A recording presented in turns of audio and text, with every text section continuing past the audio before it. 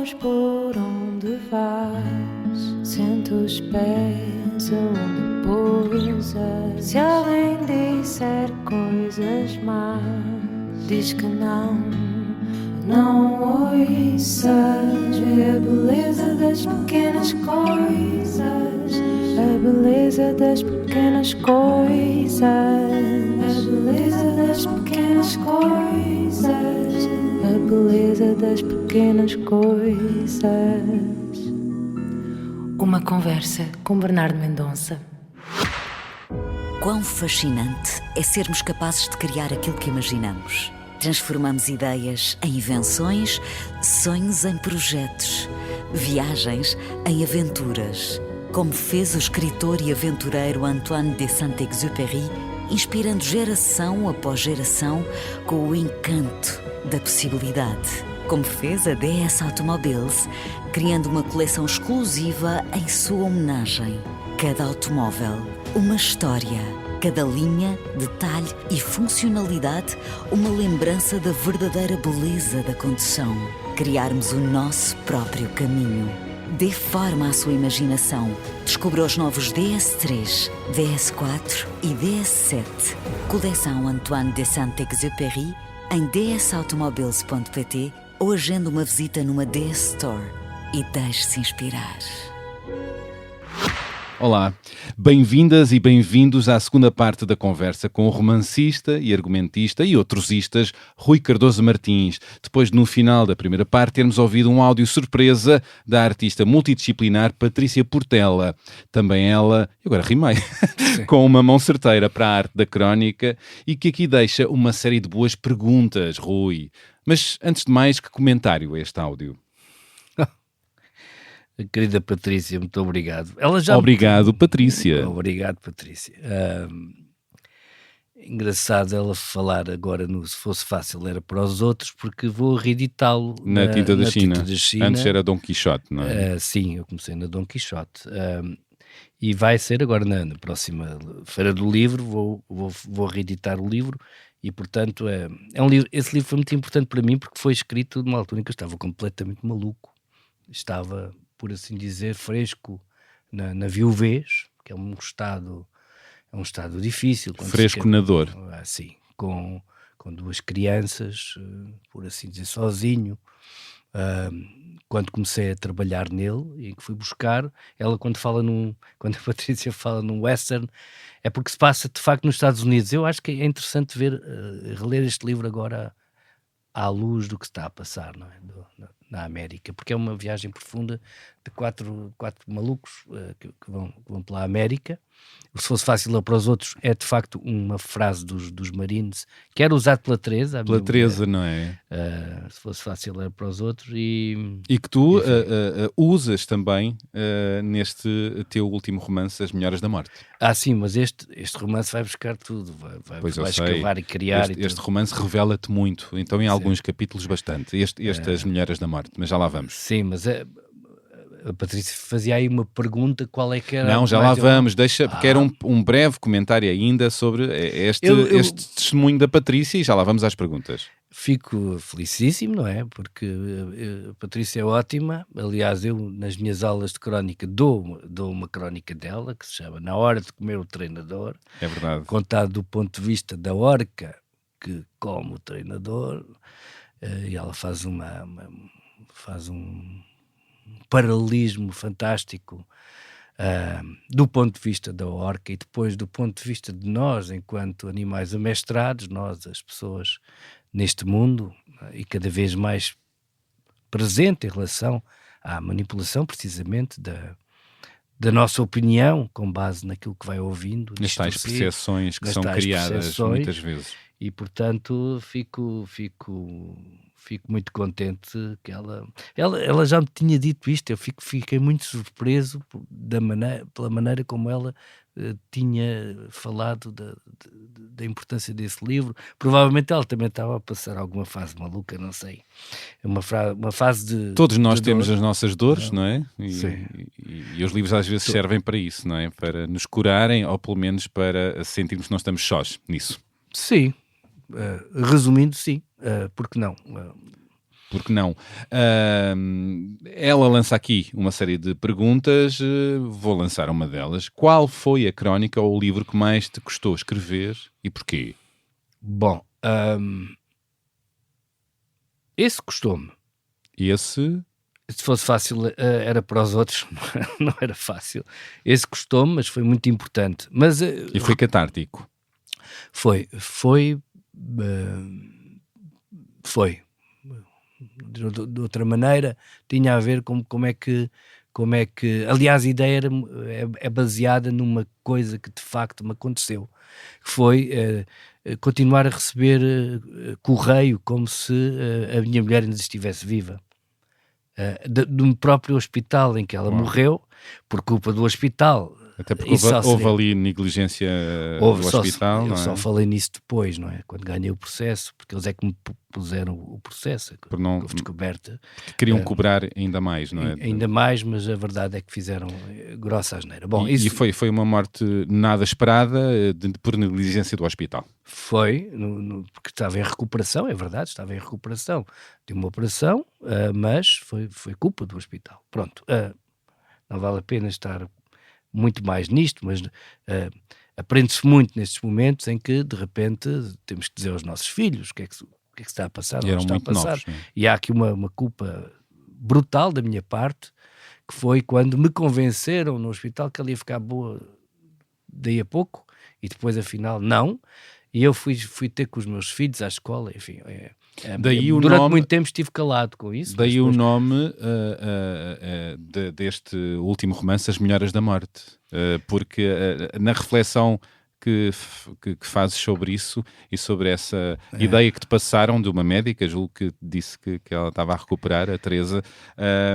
Sim, mas aqui no livro, em termos gerais, é uma expressão portuguesa que se aplica a quase toda a gente, e aos animais também, não é? Claro, as Melhoras da Morte. É uma expressão portuguesa. Mas a pergunta era algum texto, não era? Que te foi particularmente difícil escrever. Eu tenho um texto que se chama O Fantasma. O Fantasma. Uma crónica que assisti e falei depois lá com as pessoas. Não assisti exatamente ao depoimento da miúda, mas ela tinha 14 anos. E eu não ouvi porque não podia entrar na sala. Mas isto no tribunal. No tribunal, e de facto era um caso terrível, era um fantasma, porque estava um frio danado de dezembro quando eu fui assistir a este caso, e era uma médica e uma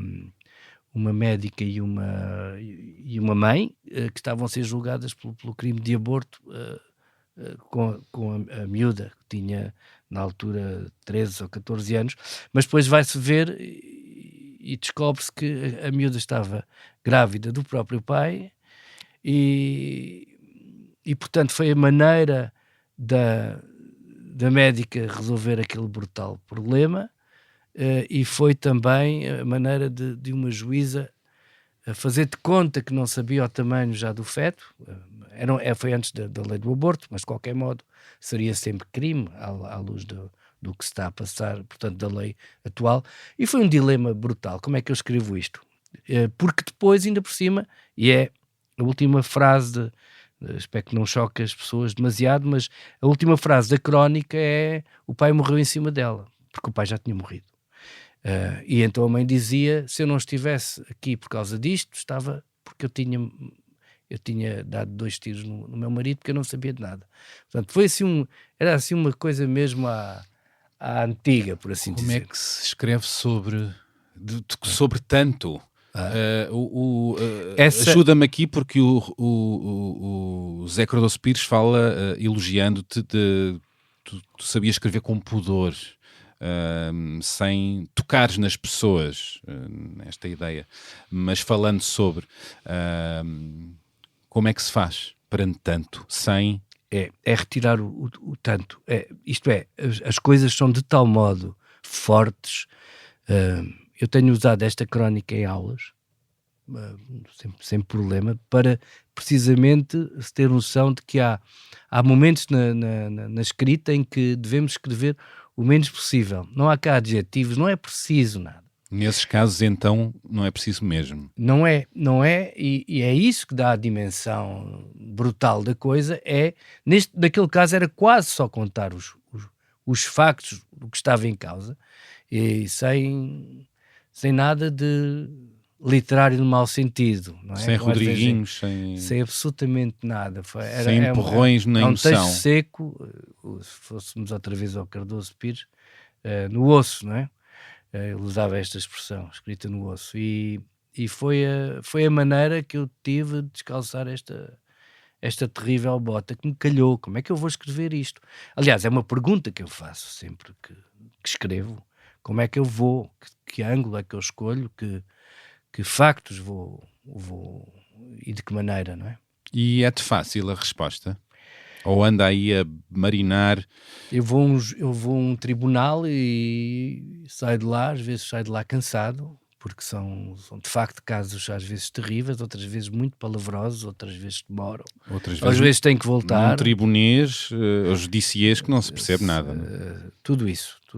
Mas há uma coisa engraçada que eu aprendi com o tempo. Aliás, eu vou participar agora, dentro de poucas semanas, num encontro sobre justiça. Às vezes convidam-me, precisamente porque as crónicas servem às vezes para discutir o lado humano do que é que está em causa, precisamente, mesmo entre magistrados. Uma vez eu tive um advogado que veio ter comigo e disse: peço-lhe desculpa, mas eu tenho a minha casa de banho toda forrada com as suas crónicas, que é para me convencer que a justiça, que o direito pode ser interessante e humano. Uau. E eu disse: pedi desculpa, isso é um elogio tremendo que me está a fazer. Bolas. Isto foi antes das pessoas irem para a casa de banho ver o Facebook e o Instagram. Ainda olhavam para as paredes Ainda com números de telefones. Às vezes tinham números de telefones. Ou liam. Eu, por acaso, coloco aqui um desafio. Se as pessoas deixarem de levar o telemóvel para a casa de banho, poderiam facilmente recomeçar a ler. Agora, posso usar este lugar comum? Se me permitires, Sim. agora pensem. Muito bem, lanço agora outra pergunta da Patrícia. Algum livro salvou-te porque o escreveste ou porque não o escreveste?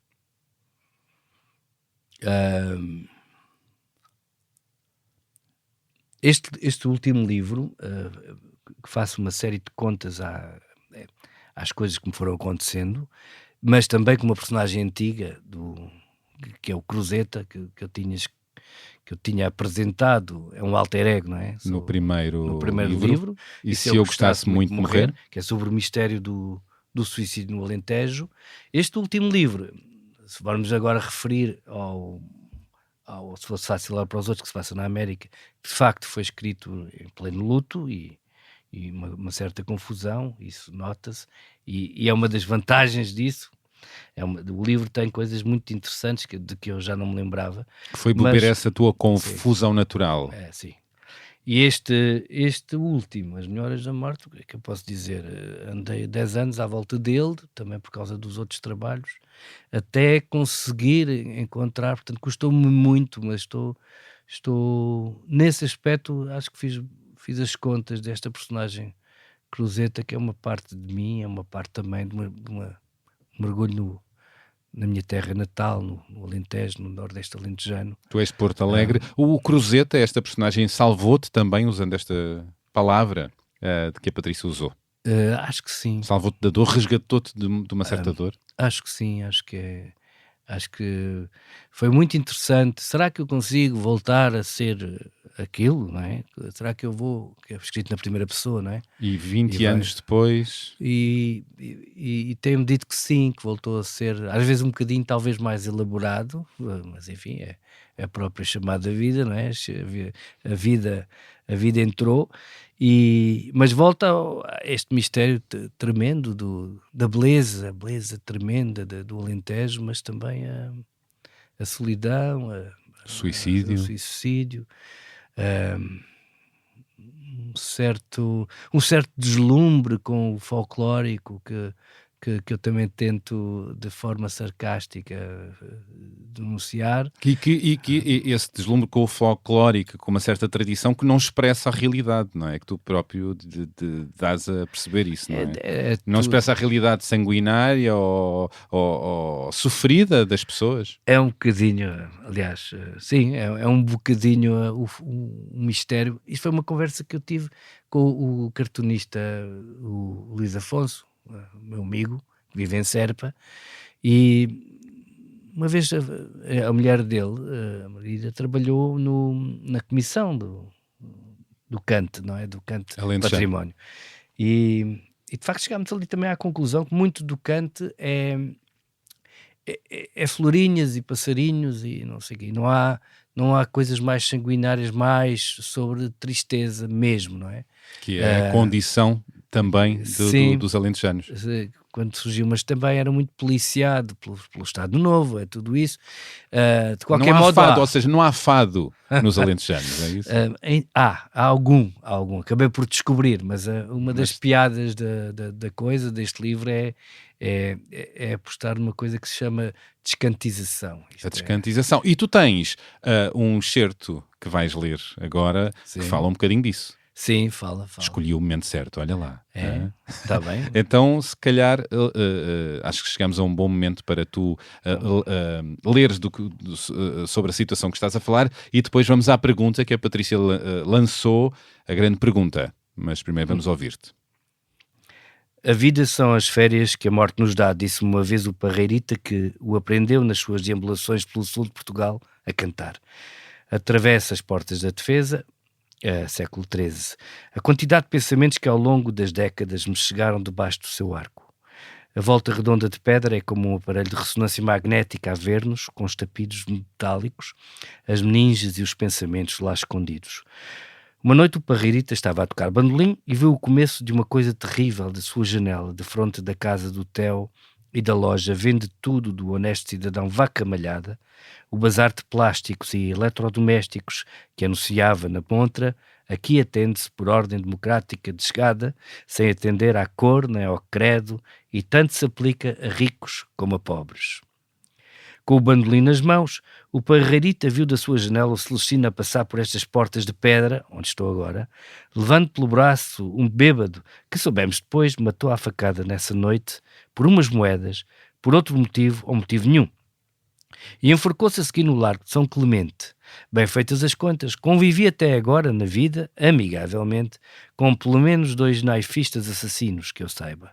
Com o Celestino, que foi meu colega de turma e até de carteira, e com o Zé Carlos, meu vizinho do resto do chão esquerdo, eu no terceiro direito, que costumava arranjar a corrente da bicicleta no patamar do prédio e um dia estraçalhou a nossa professora de inglês, a Catarina, com 23 facadas. Ela perguntou: já viste o sangue todo que está no chão? Antes de ele lhe atravessar finalmente o pescoço, ouvindo os ossos estalar, foi o próprio quem contou no tribunal, e o processo lá continua arquivado, terrores escondidos numa prateleira. Há um tema que me persegue desde ontem na estrada para cá, ao pé da Praça de Touros, e por isso bate à porta da antiga charcutaria Parreirita, que agora está em obras anti-umidade para arrendar a alguém. Quem vê lá? Sou eu, Parreirita. Como é que vai esse salitre das paredes? Ele desce as escadas, cantarolando, qualquer coisa arrastada. Aproveita imediatamente para introduzir o tema. Parreirita, querido amigo, tu que és no Alto Alentejo um dos expoentes do Cante, que trouxeste em grande parte do Baixo Alentejo, explica-me este mistério. Porque é que não existem modas de sangue e vingança?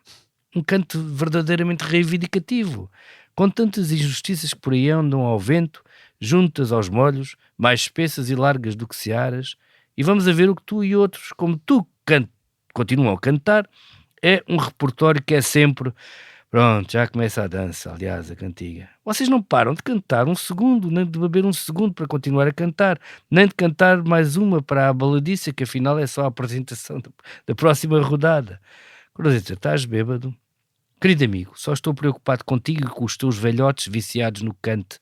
Sabes o que acho que devia ser feito com urgência? Um programa de descantização. Estás bêbado. Um programa completo de descantização, baseado nos 12 passos dos alcoólicos e dos toxicodependentes anónimos. Vamos chamar-lhes cantólicos anónimos. CA. O mais que tem de fazer é juntar-se numa salinha, abrir a sessão com oração, dai-me, Senhor, serenidade para aceitar as coisas que eu não posso mudar, mas posso ao menos calar-me, etc. Explico que então podem começar as apresentações. Olá, sou o Parreirita e canto alentejano. Sou um cantólico. E os outros, olá, Parreirita. Dizem os 12 passos, hoje não canto, amanhã logo se vê, porque é um dia de cada vez, 1000 amoras maduras não chegam e uma só amora madura é demais, dá-me uma gotinha de água, não me des vinho nem bagaço. Talvez assim poupassem as vossas pobres famílias a noites de desespero à espera, as mulheres atormentadas sem saber se o marido alguma vez vai conseguir um dia ficar calado, abençoado, mudo. E aí até podiam concentrar-se mais numa mensagem interventiva que pudesse fazer diferença neste mundo injusto, em vez de... É certo que Zeca Afonso fez Grândola Vila Morena, Inicenha do 25 de Abril, e também cantou o assassínio da ceifeira Catarina Eufémia, mas isso não é propriamente cante, embora se chame canto alentejano. Ok? Existe uma moda que canta que há lobos sem ser na serra, que não foi bem vista pelo regime fascista, parecia que falava de outras coisas, bufos, abusos, despidos, etc. Mas tu sabes qual é a minha preocupação?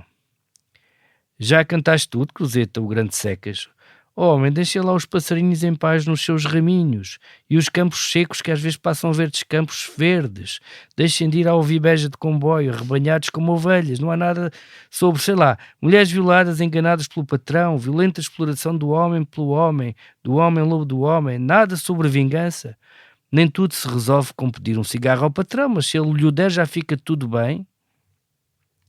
Bom, é uma parte mais interventiva. Meu Deus. Bom, temos aqui um bom excerto deste romance As Melhoras da Morte, do Rui Cardoso Martins, pela Tinta da China. Podem encontrá-lo por aí e já aguçaste aqui o apetite. Este Alentejo, já te ouvi dizer que é a fronteira entre a comédia e o drama, não é? Encontra-se isto tudo. Como é? O Alentejo tem uma unidade grande, cultural. O Alentejo, os alentejanos são todos alentejanos, mas há alguma diversidade. E até por oposição podemos...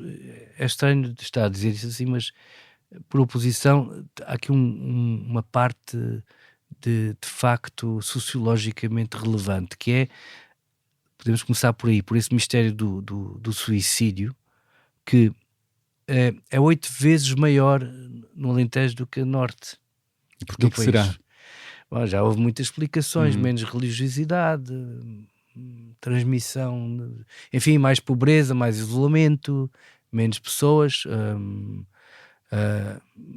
Eu já fui a alguns congressos até de psiquiatras sobre esse assunto. Foi interessante, um livro que eu escrevi cheio de medo de ser tido como apologia ou brincadeira com coisas duras, mas que tem sido lido também como uma espécie de introdução à questão por dentro. Não é que seja muito por dentro, porque nunca me matarei, acho eu, a não ser no extremo caso de que seria quase, enfim... Se algum dia por minha causa acontecesse uma grande desgraça. Já te ouvi dizer que nem te envolves em práticas mais arriscadas, como um mergulho, porque sentes que perdeste o direito a arriscar a vida. Sim, a partir do momento em que fiquei com 2 crianças, deixei de fazer mergulho, que era uma coisa de que eu gostava muito, mergulho subaquático com botija de ar. E fui a alguns sítios mergulhar e de facto é o mais próximo que eu tive de nadar num sítio com seres extraterrestres. Eu já o fiz de e voar, facto é maravilhoso. Voar, voar e de facto fiquei com essa responsabilidade, mas 8 vezes, não é 8% menos. É 8 vezes mais. De facto, muito. Mas agora está a acontecer um fenómeno que também é transformado o humor negro, sim, claro, mas que é a ideação suicida está a ser exportada para o Norte, porque a intervenção, isto é importante que se diga, a intervenção de equipas médicas de psiquiatria no Alentejo está a ter algum resultado. Isso é bom. É ótimo. Ou seja, está a alterar a É realidade. ótimo. Se posso aqui lançar um alerta, se algum amigo vosso começar a ter conversas destas, ou amiga, Levem não é? a sério. Levem a sério sempre. Qualquer dia já cá não estou. Porque há uma normalização disto. Não é? Tipo, são coisas lá dele. Não, isso aprendi. Dele ou dela. Não é uma coisa de género. Aprendi que isto é muito sério, e estes livros também falam disto de uma forma falsamente ligeira, mas não é. Não é, porque é terrível. Mas voltando à frase sobre eu ou não, eu peguei como mote, desde o primeiro livro, uma frase que era da Teresa Coelho, que é: não gosto de pessoas que se matam, acho uma falta de educação. Pois está aqui no arranque do livro, não é? Ela dizia naquele... isso, ela dizia isso a brincar. Ela dizia estas coisas, esta espécie de aforismos pessoais de uma forma muito interessante. Tinha várias coisas assim. Tu também partilhas neste livro As Melhoras da Morte as últimas palavras da Teresa e as últimas palavras do teu pai. Isto também tem um valor muito humano, sentimental, mas também literário, não é? As últimas palavras de alguém. Sim, no caso da Teresa são palavras íntimas, mas que não acabei por divulgar, porque pronto, fazem parte de mim e farão parte de outras pessoas, porque isto é um bocado como lá está, ir a tribunal a apanhar Covid. Mais tarde ou mais cedo passaremos por situações de luto, e temos que estar prontos para estar à altura das circunstâncias, como dizia o Deleuze. E essa frase tem a ver: se eu morrer, tratas dos nossos filhos, caramba, o que é que se responde a isto? E de facto morreu, foi posto a dormir e depois morreu. E a última frase que o meu pai, a quem muito devo, ao meu pai e à minha mãe, que eram 2 professores, ele de liceu e ela primária, portanto era a mesma formação. E o meu pai, antes de morrer, inesperadamente, porque teve um cancro muito rápido, muito difícil, durante a pandemia, e acompanhámo-lo, eu e as minhas irmãs acompanhámo-lo nisso, foi muito doloroso, mas ele diz assim, como recado final: nunca digas aquela palavra que está a mais, nem sequer aguardes para usar mais tarde. Isto é de uma grande sabedoria, mas ele conhecia, ele sabia grego e latim, como há pouco disse, e esta ficou-me, e é com muito gosto que a repito, porque acho que é mesmo uma lição boa. Quantas vezes é que nós estamos quase a dizer aquilo que vai? Porque há conversas de onde não se regressa. Às vezes as pessoas dizem coisas de uma tal violência, ou de uma tal... É aquela mania de dizer sempre a verdade, por exemplo. E cria-se um estilhaço que não é possível consertar. Não é. Há linhas vermelhas, ou há palavras que não se devem dizer, ou há coisas que é importante não... Isto não tem nada a ver... São as tais palavras a mais, não é? Sim, mas não tem nada a ver com não dizer aquilo que tem que ser dito, não é? E aí tem a ver com a postura cívica, ou também pessoal, sobre se uma pessoa deve ou não dizer, mas há coisas que vêm da amargura, ou que vêm da inveja, ou que vêm de uma coisa mal explicada. Vem do nervo, às vezes. Só apenas da fúria. De uma suspeita, de uma mentira, não é? De alguém de um boato, qualquer coisa que é dita, e depois não há regresso. Esse foi o conselho do meu pai. Eu passo a quem quiser usá-lo. Acho que vale a pena. E usas na vida e na literatura? Sim. Falhando também, andamos todos aqui a falhar. Sempre, toda a hora, mas pronto, também vamos aprendendo alguma coisa, e eu acho que a literatura deve servir para alguma coisa. E para ti, a literatura serve para quê? Porque descobri que era isto que eu sabia fazer melhor. E a literatura serve para quê, para ti? Serve para falar com os outros que falaram antes comigo, os outros escritores, os outros povos, conhecer coisas novas, viver aventuras que eu não tinha dinheiro para lá ir, por exemplo. Esta é uma explicação. Reviver outras onde estiver? Não, é uma coisa supostamente segura. Nós podemos viver sentados num sofá, coisas altamente perigosas e depois são...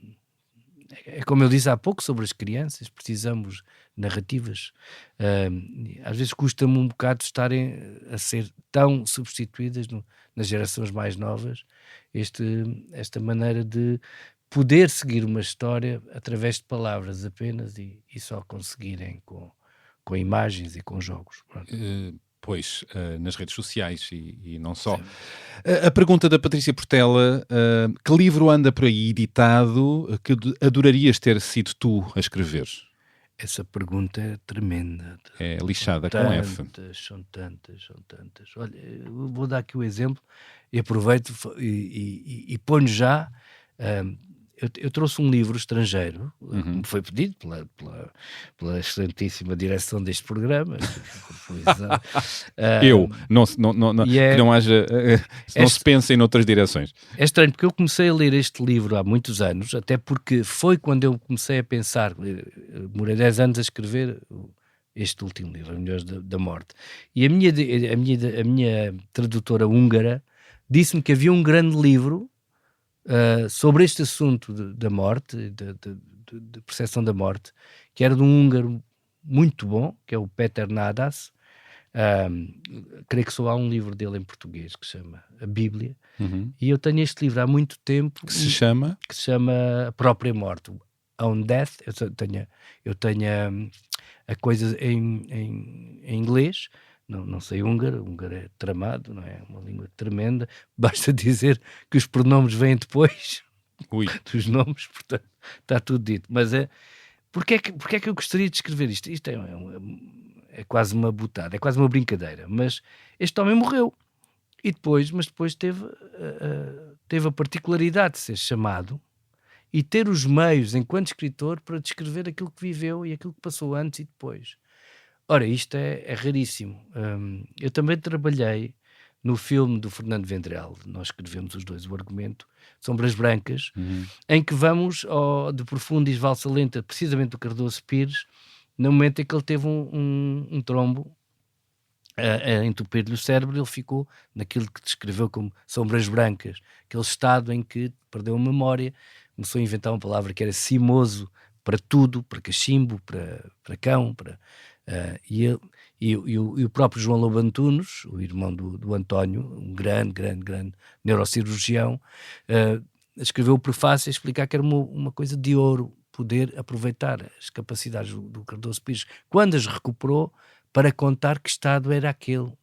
Em termos físicos, científicos, foi o de Profundo da Valsa Lenta, é um bocado isso. E este livro é também isso, mas com alguém que tem um ataque cardíaco aos 51 anos, e nos conta tudo, também quase filosoficamente, mas os passos todos do que é que viu ou não viu. Por exemplo, ele estava convencido da existência de Deus e depois deste momento acha que não e fica um bocado desanimado. Mas teve uma experiência absolutamente extraordinária de luzes, de entrada, saída, de ser puxado, não ser puxado. A experiência da morte, não é? De poder dizer à enfermeira, vou morrer agora ainda. E de facto um livro, eu não vou dizer que gostasse de ter escrito. Agora, este homem... Para isso terias que ter vivido. Teria que ter vivido ou teria que ter morrido aos 51 anos, coisa que não me dava jeito nenhum. Porque... Não me dava jeito nenhum. Mas ele, por exemplo, diz aqui a certa altura... que descobriu a certeza de uma frase do Beckett à espera de Godot, que é do Pozzo, que é lá um malvado, que diz: "They give birth astride of a grave." Isto elas dão à luz montadas numa sepultura, que é a ideia de que de facto isto é um intervalo entre nascermos de uma maneira e nascermos para a morte. É outra expressão que nascermos para a morte. É uma espécie de nascimento também. E nesta vida nós também morremos várias vezes, renascemos várias vezes? Pergunto-te. Tu tens aqui algo relatado que eu julgo que é sobre ti, que é quando vais ao médico, ou quando a personagem vai ao médico, e é notado que houve um problema cardíaco, um AVC ou algo assim, e tu disseste, eu nunca tive, mas está aqui uma cicatriz no seu coração. Enfim, foi Não uma sei noite se isto se contada. passou exatamente, mas... Não, eu tenho um coração que está muito bom, acho eu, tenho dito isso, mas tem uma parede mais espessa, enfim. E o senhor disse-me assim, então quando é que teve o seu ataque cardíaco? Que é uma pergunta tramada quando nós estamos convencidos, pronto, houve outros testes e chegou-se a essa conclusão, mas que leva para outra questão interessantíssima, que é o desgosto amoroso. E os grandes desgostos podem de facto provocar cicatrizes no coração, que é um músculo com 250 gramas, como um pacote de fiambre. Pois é, deixa que pensar. Portanto, não é só literatura, não é só aquele lado sentimental, isto tem de facto reflexos no nosso corpo, e por isso é que... Quando as pessoas dizem tu partiste-me o coração, é porque há ali qualquer coisa que parece que se parte mesmo, não é? E tudo pode entrar num trabalho que está precisamente a falar do que acontece às pessoas. E é alguém que morre em nós. Pode ser recuperado mais tarde, não é? Nós estamos aqui a falar Sim, deste tipo de coisas. Deste tipo de coisas também é um tema onde regressas, a morte, de várias maneiras, a dos outros, as mortes, as tuas mortes, não é? Porque eu acho que, como é que vês isto, não é? Mas as mortes dos outros são as nossas mortes também, não? Sim. Embora eu tenho um amigo que é o Alexandre Melo, com quem tenho ótimas conversas, por exemplo. Eu tenho uma entrada de um livro que tem uma frase dele, que é lá está a vida a conspirar, mas ele defende-se assim, não morreu, hoje é que não pôde vir jantar connosco. É uma forma um bocadinho espertalhona. Anda por aí. E de facto as pessoas ficam na nossa memória e continuam a influenciar-nos. E o esquecimento é que é mesmo a morte, não é? O esquecimento, quando nos esquecem, quando esquecemos alguém. Quando esquecemos, e portanto é uma ideia assim, parece um pouco poética, mas é verdade. E por isso é que as pessoas importantes para nós, as pessoas importantes, alguém, estão vivas em nós, no nosso pensamento. O que é que me interessa? A posteridade ainda não fez nada por mim, mas de facto a imagem, por isso é que nós estamos aqui a ler Camões e a querer saber mais sobre a vida dele, 500 anos depois, não é? E sim, não tenho uma obsessão com a morte, mas esta ideia, o Manuel António Pina tem uma crónica muito bonita que se chama Os Meus Mortos, aquele momento em que começam a morrer-nos os nossos amigos, e lá está aquilo que eu há pouco estava a contar do escrever escrever mais com menos, e conta dois casos de dois amigos. Um deles recebe uma carta a contar coisas banais, mas essa parte da crónica começa pouco antes de ser assassinado na Tunísia com 43 facadas. O João não sei quê mandou-me uma carta a contar coisas banais de como estava a ser a sua viagem. Como é que eu consigo ler esta carta agora? Qual é incomensurável a dor de estar a ler uma coisa que chegou depois e que só fala de coisas banais. E ele escreve isto sem exagerar o tom, sem pôr a palavra horrível. Faz apenas a pergunta: como é que eu posso ler isto agora? Ou então, um amigo que antes de se suicidar lhe enviou uma carta com um cheque, com dinheiro, porque me tinha metido na cabeça que ainda não me tinha pago. Uau! O que é que eu faço com este dinheiro? Ainda por cima já lhe tinha pago, mas tinha esquecido. O que é que eu faço com este dinheiro? E a maneira de descontar, basta eu estar a dizer isto e a comoção é imediata, não é? Mas a comoção é uma comoção nobre, não é? Ela mexe isso. Aí, nesse equilíbrio, que sinceramente tenho tentado ao longo de todo o meu trabalho encontrar esse equilíbrio em que não há Não há tabloidização da literatura. Não É um há caso. palavra a mais. Não há palavra a mais. Tantos dos meus casos serviam para... Aliás, eu às vezes no tribunal, eu tenho um cartão de jornalista, mas até me apresento quando preciso falar com alguém mais, apresento mais como escritor, porque surge logo uma pequena suspeita de que vai aparecer uma câmara e aquilo ser um estardalhaço. Sim, claro. Porque muitas vezes os casos são isso. Há pouco falámos aqui, eu quero já agora esclarecer que o filme Herdade eu escrevi, mas co-escrevi com o Tiago Guedes, que Claro. depois pegou outra vez nos sucessivos argumentos que eu fiz, a um ponto que quando fui ver o filme, as minhas personagens, com os nomes que eu tinha criado, estavam a fazer coisas ótimas do ponto de vista artístico, mas que eu não sabia que elas tinham feito. É só para dizer Por isso a cocriação. quão coletivo é a arte do cinema. Claro.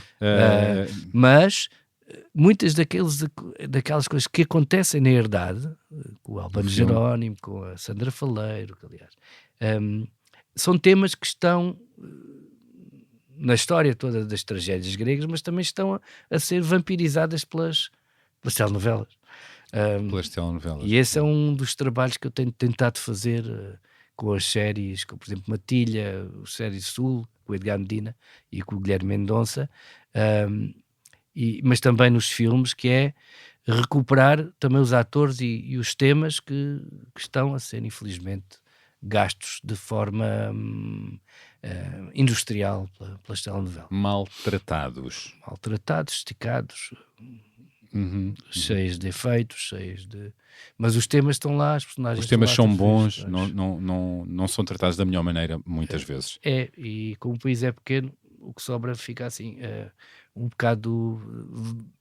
Eu que acredito é a arte mais abstrata também, mais conceptual, mas às vezes precisamos também de uma belíssima história pelo meio.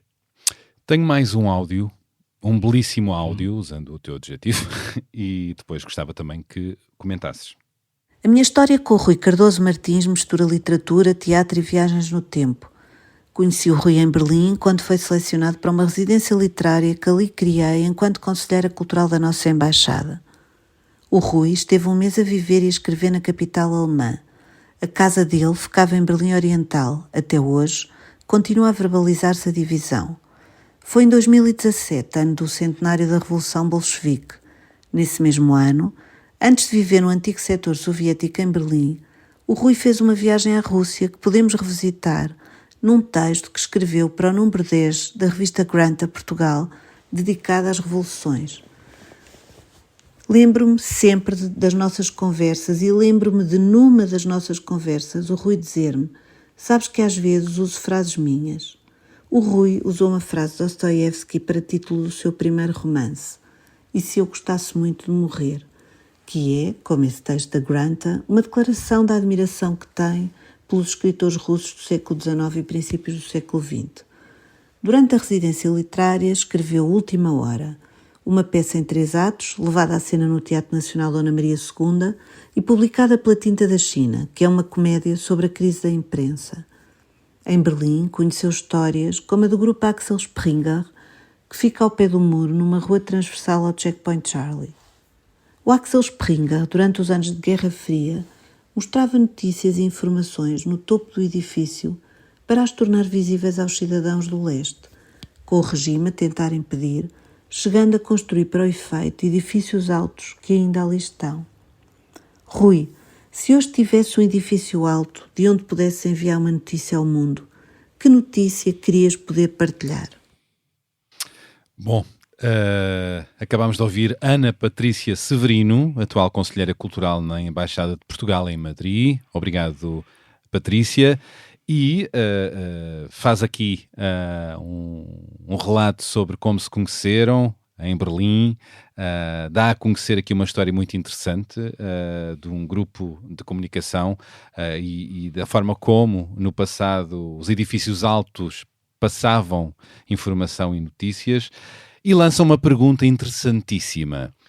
Se hoje tivesse um edifício alto de onde pudesses enviar uma notícia ao mundo, Que notícia querias poder partilhar, Rui?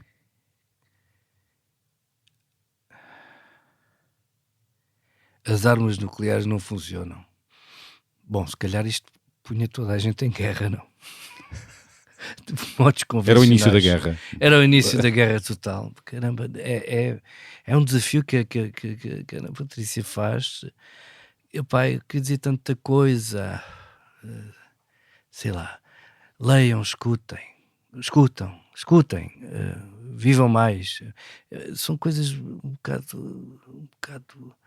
Que notícia.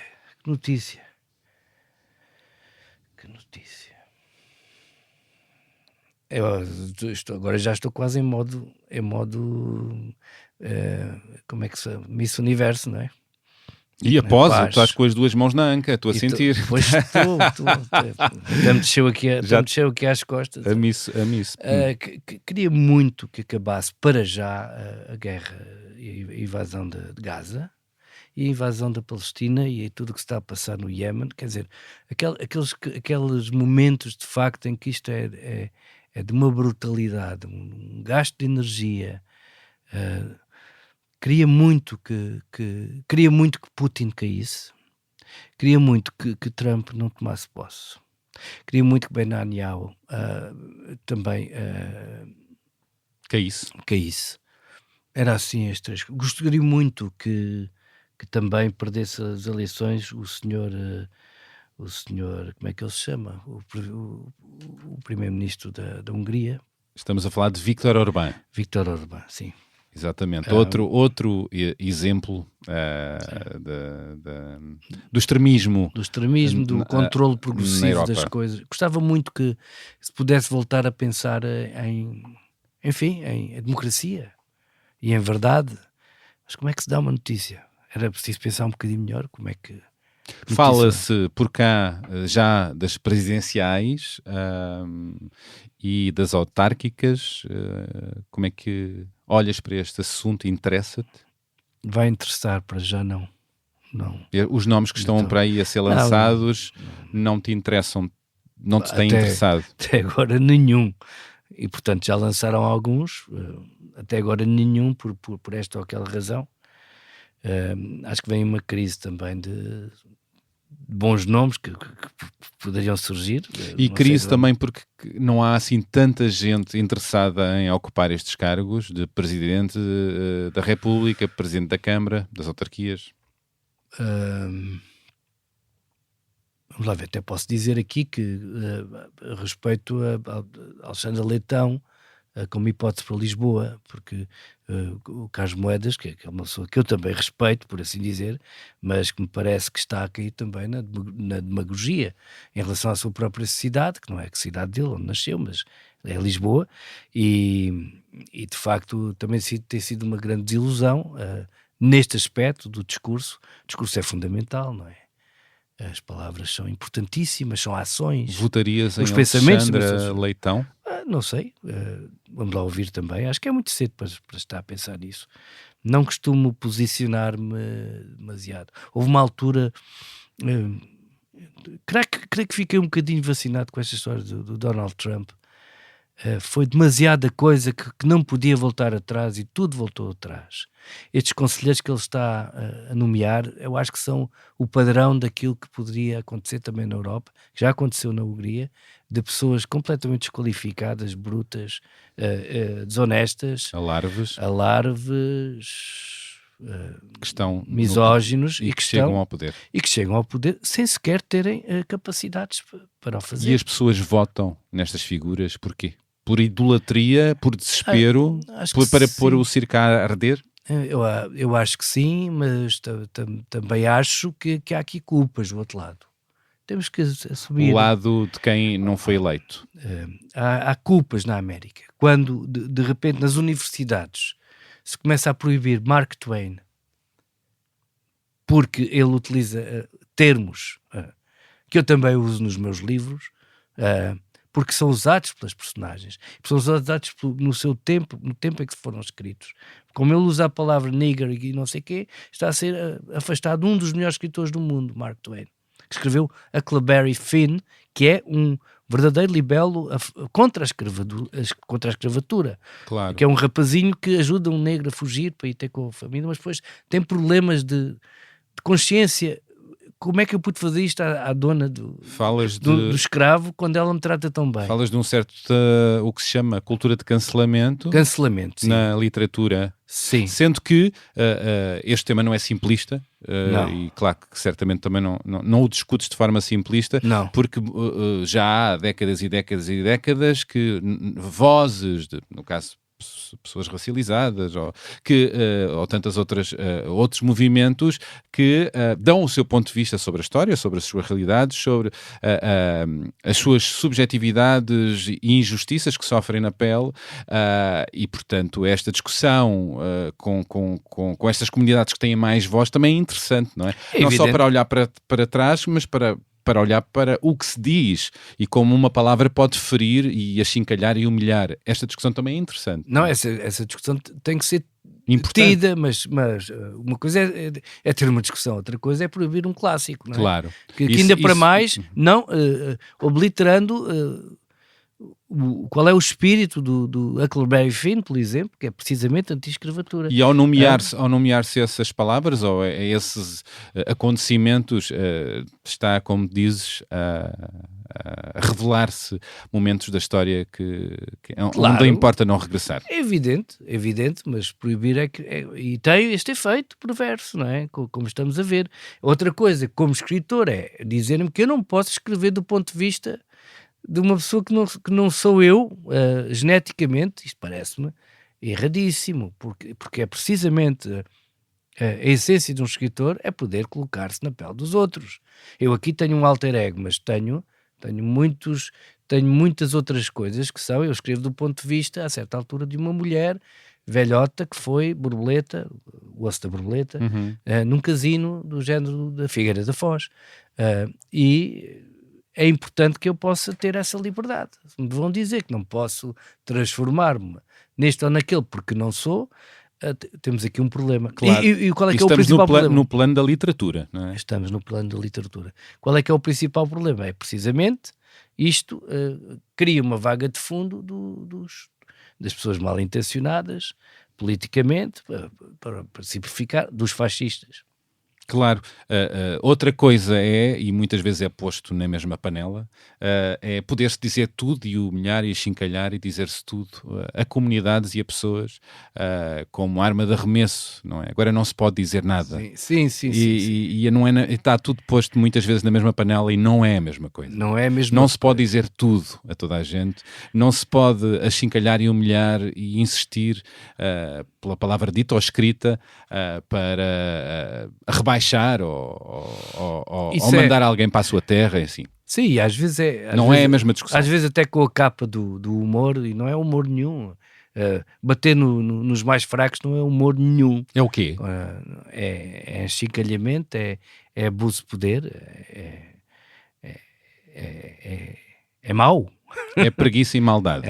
As duas coisas juntas. Tudo junto. Eu agora estava aqui a lembrar-me, eu não sei quem é que o Ricardo Araújo Pereira, que eu também conheço bem, que aliás é primo da Inês, pela mulher, que uma vez contou precisamente que estava um tipo, que eu agora não sei dizer quem era ele, mas fez o seguinte número, ao discutir ao lado de uma nazi, e ela diz precisamente isso, a defender, devemos poder dizer tudo aquilo que pensamos, porque não sei o quê, o woke e tal, e ele... Chamando woke a quem acha que... Pronto, e ele diz assim, é a primeira vez que estou completamente de acordo com esta cabra de nazi. E é uma Pois, porque pôde usar. Usando o argumento dela. Usando o argumento dela, fez exatamente aquilo que ela estava a defender. E, portanto, calou-a. E disse uma grande verdade. Este é um belo exemplo do humor, claro. Quando o humor se transforma numa arma virada de repente ao contrário. Mas isso é inteligente.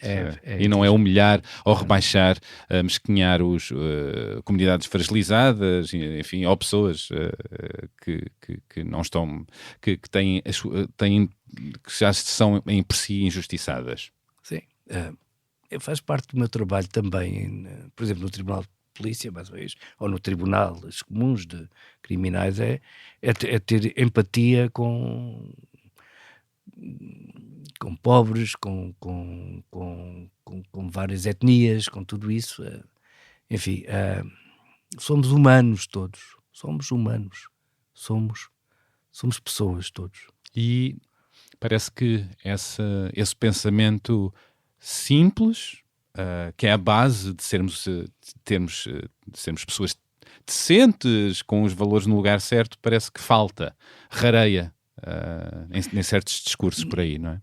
Isto é um bocadinho essa empatia. Eu não sou daquelas pessoas que fazem logo o paralelismo com o que se passou com o nazismo e antes disso com o fascismo, mas há coisas muito parecidas no discurso que estão a aparecer. A história não é progressivo, não é assim? Pois, a história, não estou certo que se repita, mas a história ensina. Sim. Não é? Claro, por isso é que eu há pouco falei do tempo dos monstros e falei daqueles versos aos melhores falta toda a convicção, enquanto os piores estão cheios de apaixonada intensidade. Essa apaixonada intensidade desses novos monstros anda a merecer muitos votos. Sim, mas ainda não ganharam, nem vão ganhar. Não, tem acrescido, esperemos que... Isso, pronto, também não acredito aqui em Portugal.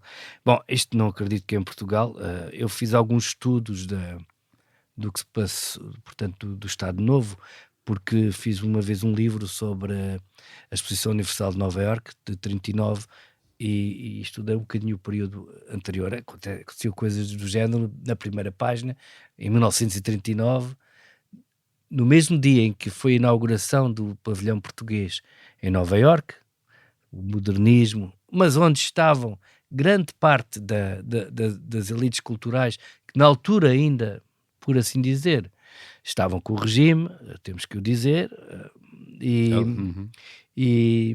ao mesmo tempo havia uma notícia que é coisas que não estão certas. Era uma rúbrica que eles tinham, ainda há lobos nas serras portuguesas. Então o texto é uma vergonha, mas ainda se encontram lobos, não sei o quê. É um sinal de falta de civilização, mas pronto, depois dava a entender que o governo estava a tratar do assunto e de facto conseguiram. E conseguiram. Bom. Vamos dar música à nossa conversa. Rui, que músicas é que trouxeste que podemos ouvir agora? Tenho Jimi Hendrix, Purple Haze. Boa. E porquê esta música? Faz parte deste romance, As Melhores da Morte, porque foi o último pedido do grande Matcha. Foi aquela pessoa que a mim, e depois se transformou no Matcha personagem com o Cruzeta, obrigou o Cruzeta a dizer-lhe, a jurar, jura que me matas no teu livro, criando aqui um meta-problema muito curioso. E o funeral dele foi precisamente com Jimi Hendrix, Purple Haze. A história é, uau, ali vai ele por baixo do oceano, envolto neste tipo de marijuana púrpura, que pelos vistos é bastante forte. Pelo visto é forte. Então vamos ouvir o tema Purple Haze do Jimi Hendrix. E foi o padre que pôs a tocar isto. Foi? Com os amigos. Pois, que maravilha! Foi mesmo como deve ser. Foi mesmo... rock and roll? Rock and roll. Mesmo Porto Alegre tem isto. Porto Alegre tem isto. Vamos ouvir.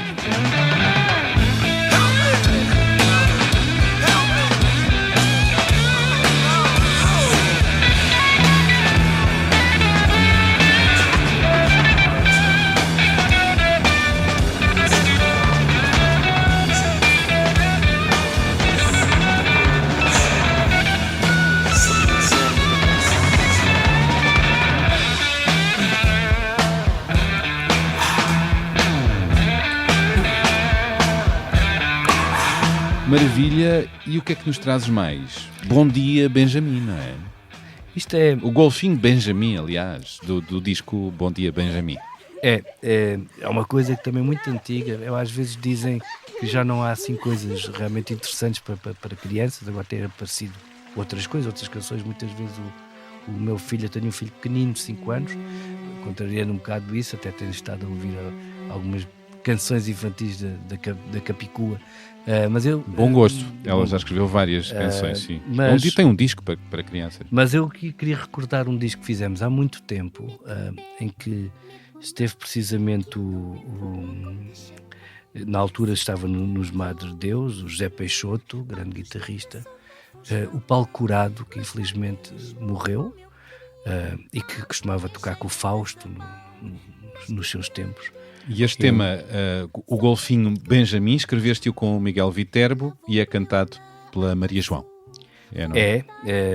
E é orquestrado pelo José Mário Branco. Pelo José Mário Branco. Nós trabalhámos com o José Mário Branco, que era ótimo, era um músico extraordinário.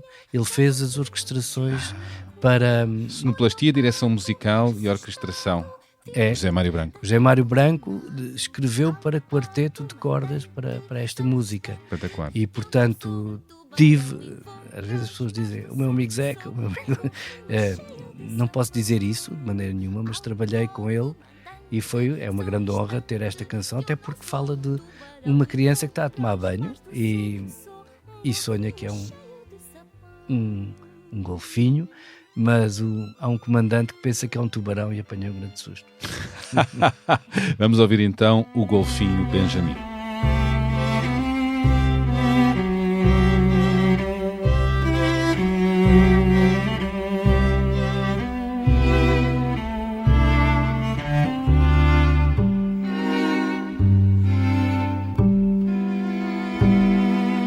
Pro golfinho Benjamin, este banho está a chegar ao fim, mas não vai já para a caminha, ainda quer pescar uma sardinha.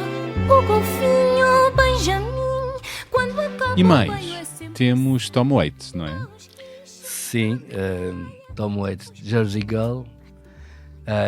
Isto é um bocadinho assim, quase brincadeira, mas eu quando era novo e tocava e cantava, quando estava assim com a voz mais grossa, às vezes cantava esta canção, Jersey Girl. There's no time for the corner boys, down on the street making all that noise. E depois é o xalalalala, xalalalala. É uma música de amor muito bonita. Trotei um bocadinho só a estrofe, assim, quase como se estivesse a dizer, mas com essa voz. Sim, xalalalala, lalalalalalalalala, xalala, xalala, xalalalala. Enfim, era uma música ótima, assim, canção do bandido, por assim dizer. Gosto desses graves. Tu gostarias de ter seguido a música? Isso foi uma ideia. De facto, eu podia ter estudado mais música, mas saí de Porto Alegre quando ainda não havia conservatório, e todos aqueles que estudaram em Porto Alegre tinham que ir a Castelo Branco, que era uma espécie de trabalho duro, ir várias vezes por semana a Castelo Pois, Branco. e teria sido outro percurso? Tinha. Quem sabe, não é? Tinha. Então vamos ouvir Tom Waits com o tema... Jersey Girl, que é a história de um tipo que vai ter com a namorada, leva ao carnival, portanto vai levá-la à roda gigante, vai atravessar o rio e nesse dia vai estar com ela, não quer mais nada senão isso. É muito bonito. Vamos ouvir. When my dreams come true, when I'm walking down the street with you, sing sha-la-la-la-la, sha-la-la-la-la, sha-la-la, sha-la-la-la, sha-la-la-la.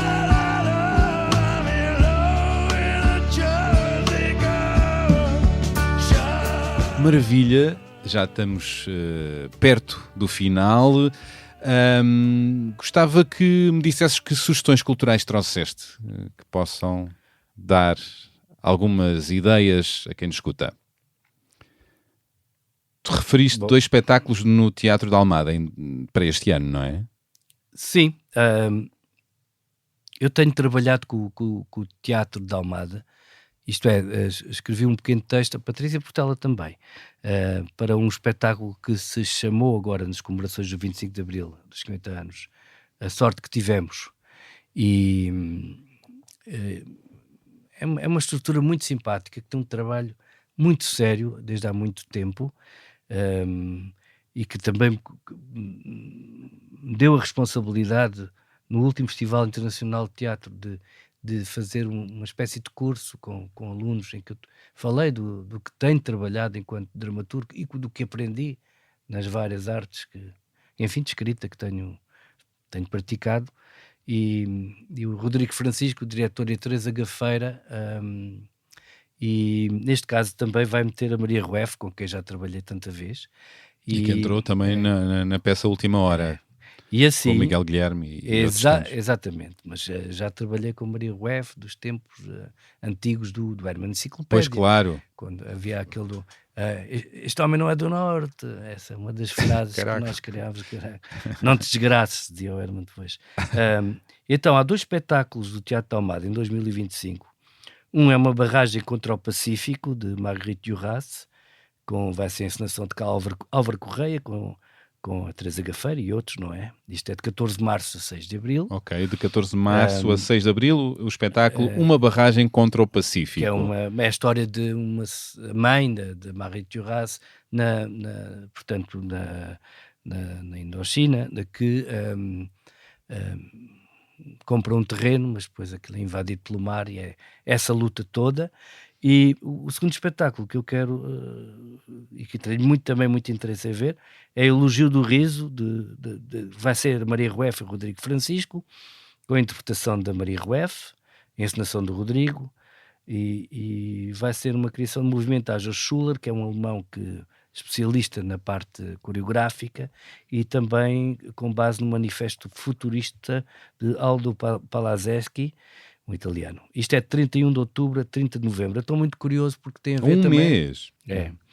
E estou muito curioso para ver isto porque vamos ter uma grande cómica, mas também uma grande trágica, que é a Maria Rueff, que vai trabalhar também sobre os conceitos físicos de como é que é o humor, como é que se define o humor, como é que se cria o humor. E Elogio do Riso. E o riso enquanto fenómeno físico também. Portanto... Acho que vai valer, acho que são 2 belos espetáculos a ter no horizonte, no Teatro da Almada, para este ano. Maravilha. Tu continuas a escrever às 5 da manhã? Cais da cama tão cedo para o computador? Se eu tiver que escrever, por exemplo, começar um capítulo de livro... Sim, é a hora que estou mais fresco, até escrevo só com café ou mesmo nada, e foi a forma que eu encontrei de separar as atividades, porque houve uma altura que eu tinha que escrever humor durante o dia, e literatura e cinema. E portanto, a literatura de facto, como é mais difícil, e é aquilo em que, para usar uma banalidade, eu mais me realizo, isto é, quando me perguntam qual é o trabalho mais importante para ti, de facto é este. E escolho as primeiras horas do dia em que há silêncio, não há já crianças aos gritos e a pedir Pokémon logo de manhã. Pois tens um filho com 5 anos, não é? Tenho, o Vasco. Mas já passei por... várias vezes, não é? Tu tens 4 filhos? Tenho. Um deles é filho, enteado, é o Lourenço, que tem agora 16 anos. Portanto, eu mais ou menos estive sempre, e durante a pandemia estivemos todos juntos, lá em casa até fazer yoga e tudo. Yoga, uau! Mas sim, são essas horas da manhã que são muito preciosas quando tenho que fazer uma coisa muito a sério. Muito bem. E andas a vários ritmos. Há pouco dizias-me, antes de começarmos a gravar, que já estás a pensar no próximo romance, e eu fiquei com a dúvida. A resposta é sempre muito diferente quando eu pergunto isto a escritores, a escritoras. Como é que é o teu método para começares a escrever um novo romance? Andas a marinar, andas a pensar muito, escreves primeiras versões que apagas, reescreves, vai tudo a eito? Acontece de maneiras diferentes. Surge uma ideia um dia e depois, por exemplo, para o Deixa Passar o Homem Invisível, que é que se passa nos bastidores, nos subterrâneos, tive que fazer pesquisa Pois claro, porque para descobrir que que é canos um é que havia. cego, um cego vai, com a enxurrada vai parar pelo esgoto debaixo Com uma de Lisboa, criança ao com uma lado criança, e exatamente, tem no que se escoteiro. safar. Mas paradoxalmente é um cego a pessoa com mais capacidade de se orientar naquela escuridão, aquela feroz Pois é. escuridão. E esse livro implicou pesquisa. Como é que anda um cego? Como é que, por exemplo, fui a assembleias de cegos em que o voto secreto é de braço no ar? Essas coisas. Como é que um cego, que às vezes há aquela ideia, também ideias feitas, que eles andam com as mãozinhas a tatear Pois. e tal. Mas não, um cego anda com os pés, que é para não cair e para não bater. Claro. Essa é a coisa mais importante, ter alguma coisa à frente. Bom, e faço assim pesquisa. E tu estás mas nessa pronto. fase de pesquisa? Eu estou a pensar num livro, não posso dizer nada de especial, mas tem a ver com uma coisa que me atormenta um pouco, até porque basicamente até já resolvi, que é os artistas e os escritores que não tiveram tempo. Por exemplo, um poema escrito nas trincheiras da Primeira Guerra, e foi o único poema que sobrou daquele vê-se logo que será um grande poeta. Há 2 ou 3 ingleses assim, por exemplo. Uau. Ou um amigo que ia ser um grande escritor, que eu conheci, não vou dizer agora, porque acho que não, até porque ainda não falei com a família, mas que escreveu e publicou, mas de repente uma pessoa que eu conhecia bem apanha um cancro, não é? Não sei como é que se diz a palavra, detecta-se um cancro, já com família e tudo, e esta angústia de Morreu não com ter que idade? tempo. Morreu, já estou a dizer bastante, mas com menos de 30 anos. E esta angústia de não ter tempo, acho que pode ser um tema interessante, porque de facto, muitas vezes se diz, não teve tempo para desenvolver mais, não é? Isso é uma angústia que eu gostava de explorar. Eu escrevi aqui uma ideia sobre os fantasmas. Eu costumo perguntar muitas vezes que fantasmas é que te visitam mais hoje. Esse é um deles? Sim, neste momento, porque quando começamos a pensar num romance, as coisas começam a fazer sentido todas. Começa a descobrir-se coisas que parece que não fazia sentido e que de repente fazem. Este sim. Os fantasmas. Eu conto uma história em relação à minha primeira mulher, que morreu, como já falamos. Eu andava uma vez para lançar, e conto isto no livro, para pedir um recibo de gasolina, e dei o número de telefone dela. E o senhor perguntou, eu primeiro disse, isto não é um número de contribuinte. Aconteceu isto. E ele perguntou, e ela responde, e eu respondi, ela que me telefona à noite. Isto é, às vezes não temos noção, não temos, ninguém tem.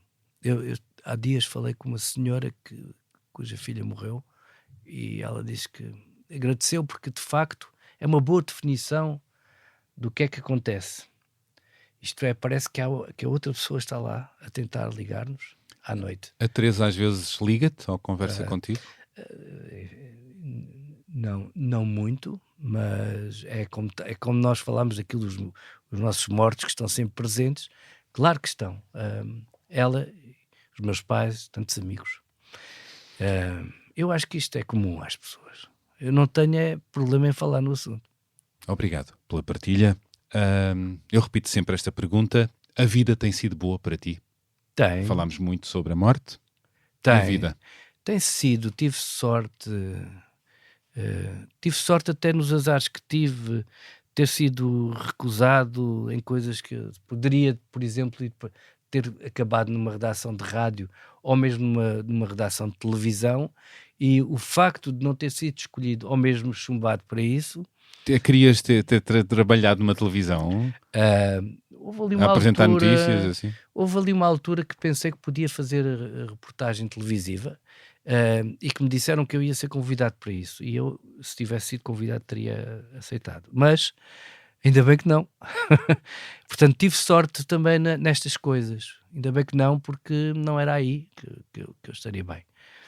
E tenho tido sorte, tenho 4 filhos maravilhosos, tenho uma mulher maravilhosa. As pessoas têm sido muito simpáticas comigo, vou tendo trabalho. Às vezes é à custa de muito trabalho, muitas horas perdidas, não é? E tens sim. também transformado muitas das tuas dores em boa literatura. Bom, isso já não me compete dizer, mas pronto, se alguém o disser, já fico satisfeito, não é? E espero continuar. Agora, como disse, até para o mal, espero viver mais anos. Quero ver no que é que isto vai dar nos próximos 20 anos. Espero chegar lá, ver o que é que a inteligência artificial vai fazer às artes. Isso preocupa-te? Muito. E na escrita, e na literatura, e nas artes várias? Sim. Que é que entusiasma-te? É com entusiasmo ou com um olhar desconfiado, cínico e até preocupado? Que É um entusiasmo preocupadíssimo. Pronto. Claro que quero saber. Vai simplificar muita coisa, não é? Pelo menos no cinema. E vai iludir-nos mais ainda sobre a realidade, a ficção, a mentira. A questão é que a rapidez com que isto está a avançar está a transformar estas máquinas em seres conscientes e com vontade de... Tu chegaste a ver o filme Her? Vi, mas agora era uma aplicação a coisa já está pior. Que era a voz de no outro dia da Scarlett Johansson, que de repente era impossível não haver o ator, a personagem não se ligar humanamente, amorosamente a uma voz, a uma voz artificial. No outro dia suicidou-se um miúdo com o seu virtual, o seu amigo virtual, começou a irritá-lo e disse para ele se matar, que era melhor desaparecer. Que horror. Portanto, foi um bug do sistema, não é? Eu não sei se isto é um bug. Toda aquela história do 2001 Odisseia no Espaço, do Kubrick e do Stanley Clarke, que eu costumo dizer também quem está por trás da ideia original, não é só o realizador. Claro. E Arthur C. Clarke, peço desculpa, Arthur C. Clarke, o escritor.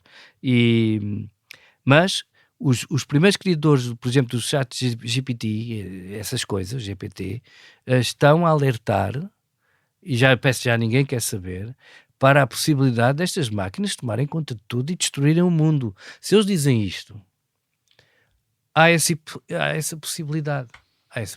E o que é que se faz quando é o dinheiro e a voragem dos novos gadgets, as novas aplicações, é esta voragem do novo, do mais e mais e mais a tecnologia? A União Europeia tem legislação mais controladora e está a ficar para trás, porque os outros não têm. E claro, e é só por isto, quero estar aqui também, quero ver os meus filhos crescer, mas também quero ver no que mundo vai ser este. É um mundo novo, vai ser um mundo dos monstros. Espero que não, mas é um mundo, o antigo está a acabar, o outro ainda não começou, por assim dizer, não se instalou, mas está a abrir-se, e quem está a preencher este espaço são pessoas horríveis. É Putin, é Trump. Esperas um admirável mundo novo ou um terrífico mundo novo? Monstruoso mundo novo, usando a palavra monstro? Não sei, não quero ser. Há pouco até disseste uma frase que é: sou um otimista, mas não percebo porquê. Estou um bocado nessa situação. Não sei, mas quero ver. Quero poder trabalhar sobre isso. Escrever sobre isso, pensar sobre isso. Quero. Com o poder da palavra. Às vezes até penso, olha, agora vais ser mais moderado no que comes, no que bebes, no que dormes, mais moderado, dormir mais, porque convém-te estar aqui mais tempo. E tem um bocado a ver com o que eu disse, que não tiveram tempo de ver. Por exemplo, as pessoas que morreram pouco antes da pandemia não assistiram um movimento mundial. Tu estás com que idade? 57. 57. És novo, mas vejo aí alguma ansiedade sobre a idade, não é? Sobre o tempo, não é? O horizonte. Sim, mas eu acho que se fosse mais novo estaria igual. É? Porque não tenho medo por mim. Medo que corrói a alma. Uma frase do Maghreb, que foi usada pelo Fassbinder no seu filme. Preocupação.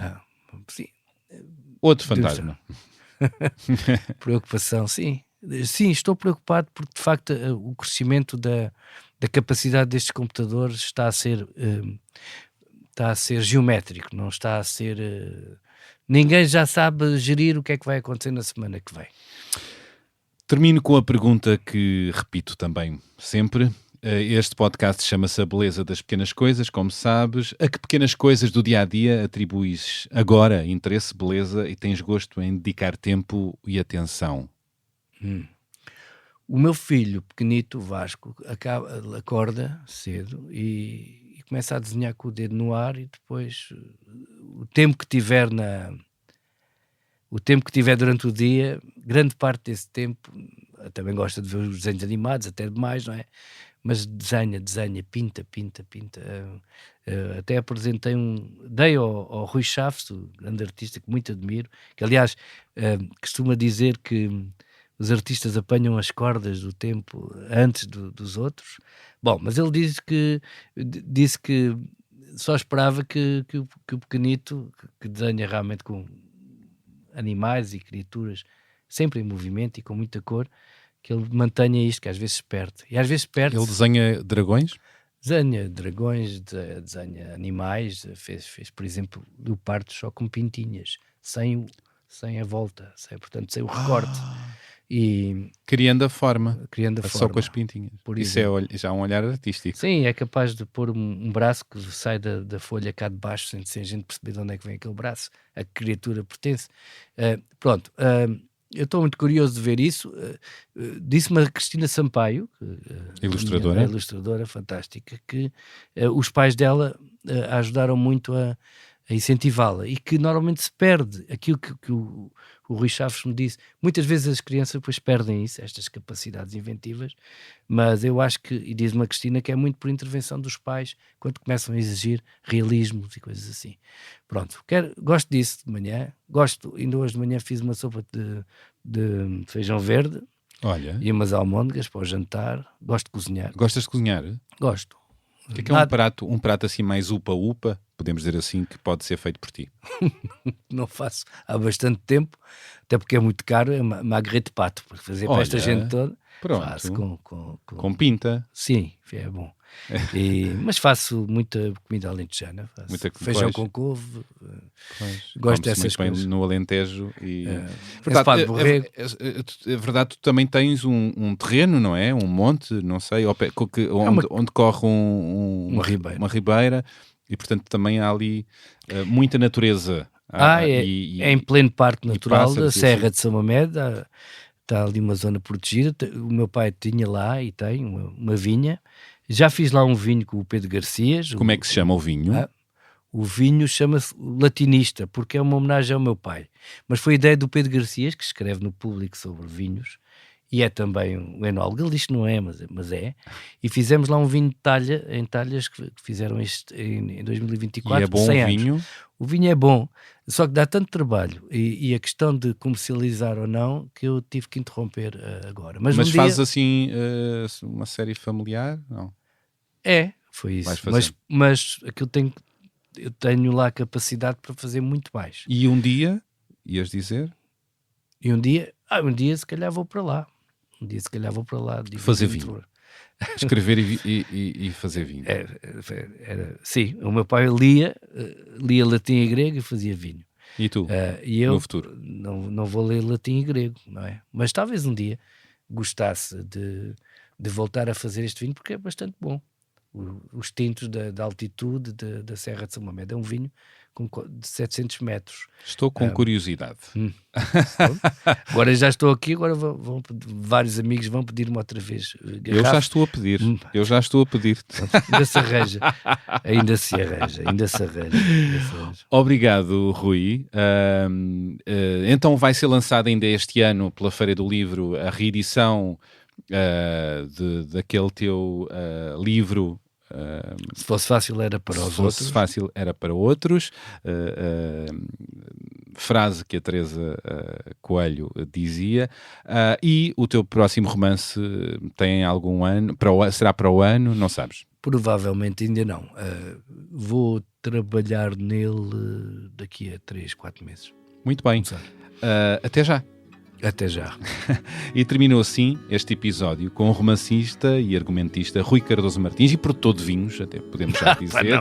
Espero que tenham gostado e sim, façam-se ouvir, enviem críticas, sugestões, opiniões, partilhem o podcast com a malta boa que vos rodeia.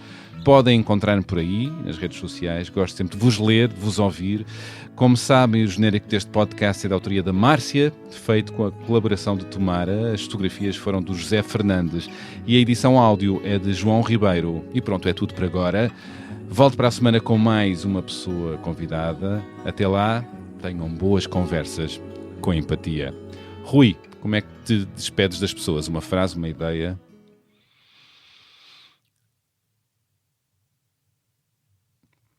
Um pouco de silêncio.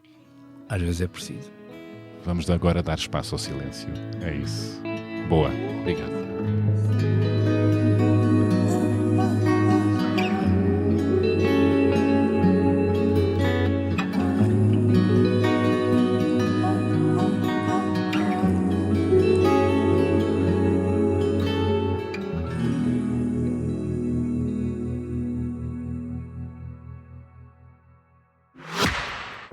Quão fascinante é sermos capazes de criar aquilo que imaginamos.